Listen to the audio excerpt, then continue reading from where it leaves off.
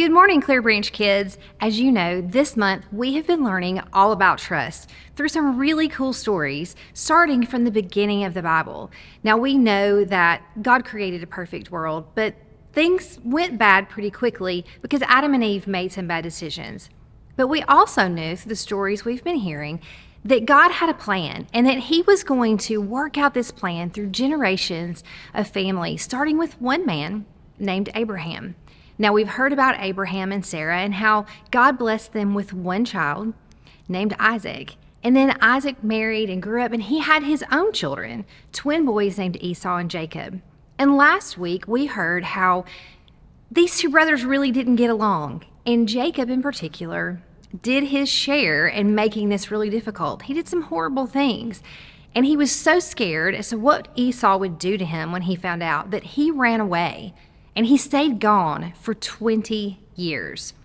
Now, during this time, he was living with his uncle Laban, and he himself has grown up and gotten married and had a huge family of his own and is doing really well. And then God tells him it's time to go back to his homeland. Well, I'm sure Jacob, on one hand, was very excited about this because he hadn't seen his family and the land he grew up on for 20 years. On the other hand, he also hasn't seen the brother who was threatening to kill him the last time they were around each other in 20 years. So I'm sure he was worried about what kind of reception he was going to get. But Jacob trusted God, and he packed up his family and all of his animals and all of his people, and they began the journey back home. But when they started getting close, Jacob's worry really kind of kicked in, and he decided that maybe he needed to let his brother know in advance he was coming. And so he sent a messenger over to Esau and said that he was coming home and that he had been very successful, and he hoped that he would be able to please him. The messengers came back and said they had delivered the message, and then Esau said to tell him he would be coming to greet him with 400 men.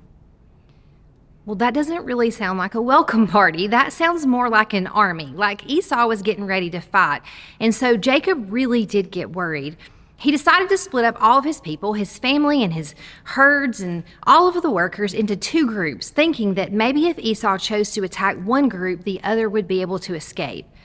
But then Esau took a moment and he had a more helpful idea. He remembered that he needed to turn to God to help. And so he prayed to God and he asked him for protection from his brother Esau. And then he remembered, after he prayed, all of the times that God had promised him that he would be blessed and he would be loved and taken care of. And so Jacob then decided that he would go ahead and send a gift to his brother. So he gathered some hundreds, in fact, of his best animals, some males and some females from every part of his herd, and he sent that on as a gift to his brother. And then he sent all of his family on across the river to Esau, thinking that there's no way that Esau would harm his family, that his grudge would be against Jacob.